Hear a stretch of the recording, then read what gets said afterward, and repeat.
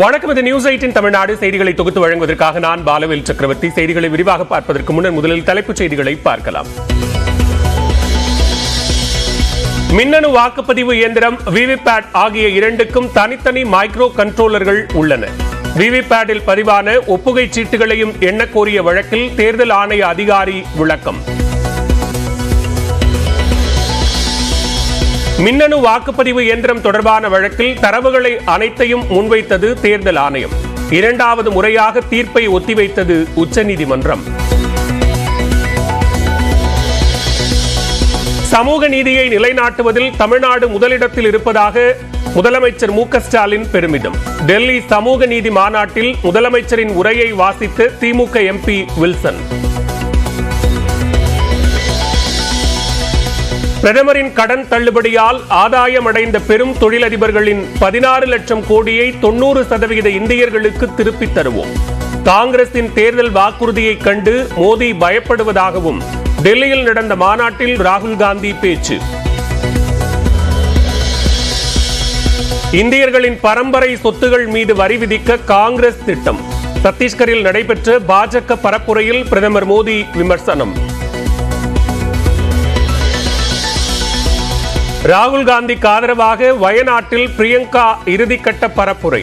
திறந்தவெளி வாகனத்தில் பேரணி சென்று வாக்கு சேகரித்தார்.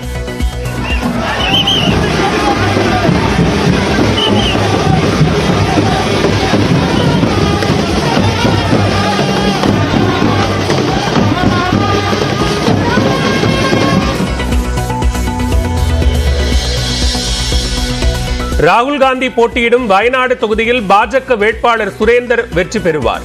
இறுதிக்கட்ட பரப்புரையில் ஈடுபட்ட அண்ணாமலை நியூஸ் 18க்கு பிரத்யேக பேட்டி. வயநாட்டிற்கு உட்பட்ட கம்பமலையில் தேர்தலை புறக்கணிக்க மாவோயிஸ்ட் கோரிக்கை. மொபைல் போன் வீடியோ வெளியானதால் பரபரப்பு. ജനങ്ങൾ സംഘടിപ്പിച്ച ഞങ്ങൾ ഏത് ടൗണിലേക്കും വരും.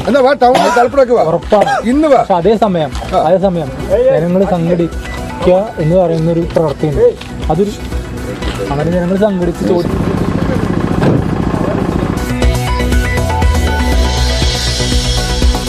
கர்நாடகாவில் 15 தொகுதிகளுக்கு மேல் காங்கிரஸ் கட்சி வெற்றி பெறும். தேர்தல் பரப்புரையின் போது விசிக தலைவர் திருமாவளவன் நியூஸ் 18க்கு பிரத்யேக பேட்டி. வட தமிழக உள் மாவட்டங்களில் இன்றும் நாளையும் வெப்ப அலை வீசும் என வானிலை மையம் எச்சரிக்கை. 3 முதல் 5 டிகிரி வரை வெப்பநிலை உயரும் என கணிப்பு.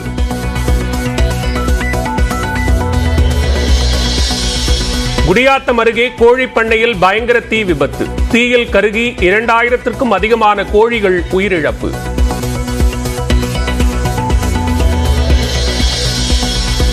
பாடல் விற்பனை மூலம் இசையமைப்பாளர் இளையராஜா பெற்ற தொகை யாருக்கு சொந்தம் என்பது இறுதி தீர்ப்புக்கு உட்பட்டது.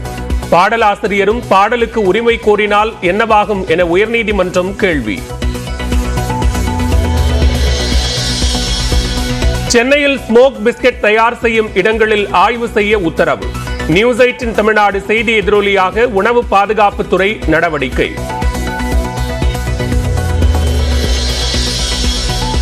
ஆரணி அருகே சாலையில் முந்திச் செல்வதில் போட்டா போட்டி. மக்களை அச்சுறுத்தும் வகையில் சென்ற தனியார் பேருந்துகளால் பரபரப்பு.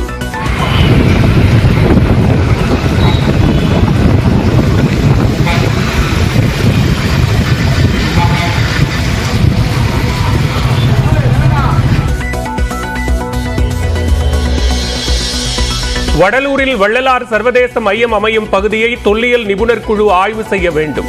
தமிழ்நாடு அரசுக்கு உயர்நீதிமன்றம் உத்தரவு. சித்ரா பௌர்ணமி கிரிவலம் சென்ற பக்தர்கள் சொந்த ஊர் திரும்ப முண்டியடிப்பு. திருவண்ணாமலை ரயில் நிலையத்தில் அலைமோதிய மக்கள் கூட்டம்.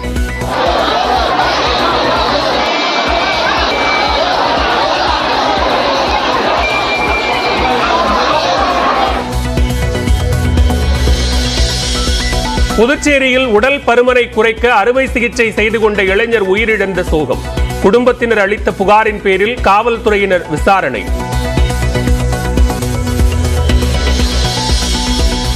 கன்னியாகுமரி அருகே 2 பேரை தாக்கிய புலி ரப்பர் தோட்டத்தில் புகுந்த நிலையில் சடலமாக கண்டெடுப்பு. நாட்டில் சமூக நீதியை நிலைநாட்டுவதில் தமிழ்நாடு முக்கிய பங்கு வகிப்பதாக முதலமைச்சர் மு க ஸ்டாலின் பெருமிதம் தெரிவித்துள்ளார்.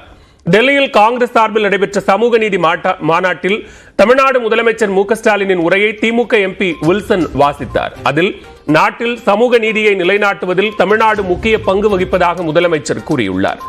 1921ஆம் ஆண்டு நீதி கட்சி ஆட்சியில் தாழ்த்தப்பட்டவர்களுக்கு வகுப்பு வாரி இடஒதுக்கீடு வழங்கப்பட்டதாகவும் இது சமூக நீதிக்கு கலங்கரை விளக்கமாக திகழ்வதாகவும் தெரிவித்துள்ளார்.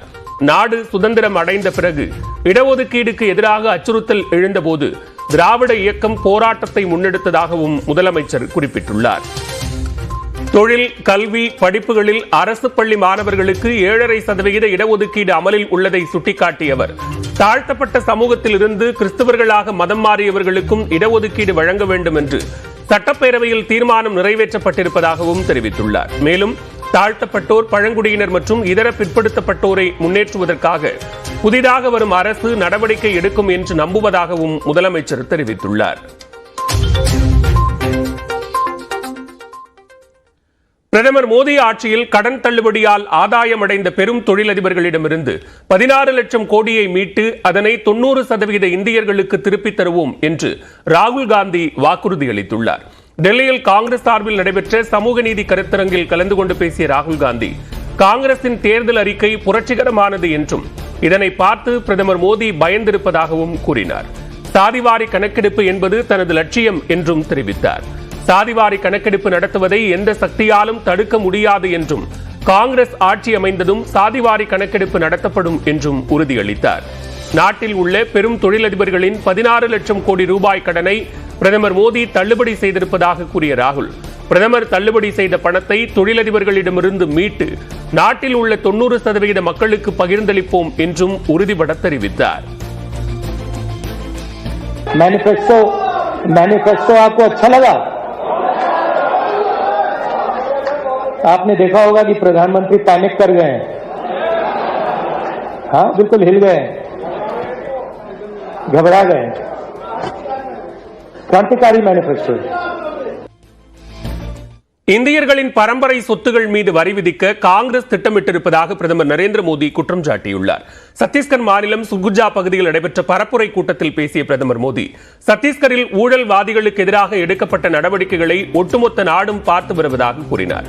வளர்ந்த இந்தியாவை பற்றி தான் பேசும்போது காங்கிரசுக்கும் வெளிநாடுகளில் ஆட்சியில் உள்ள சிலருக்கும் கோபம் வருவதாக தெரிவித்தார்.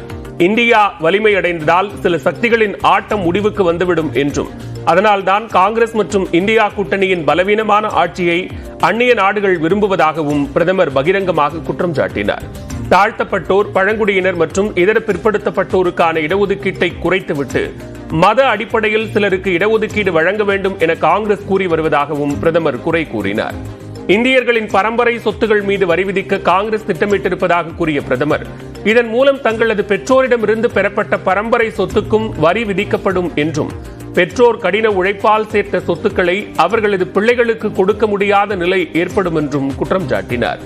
மேலும் மக்கள் உயிருடன் இருக்கும் வரை காங்கிரஸ் அதிக வரிகளை விதிக்கும் என்றும் உயிருடன் இல்லாத போது பரம்பரை சொத்துக்களுக்கும் வரியை சுமத்திவிடும் என்றும் பிரதமர் மோடி காட்டமாக தெரிவித்தார்.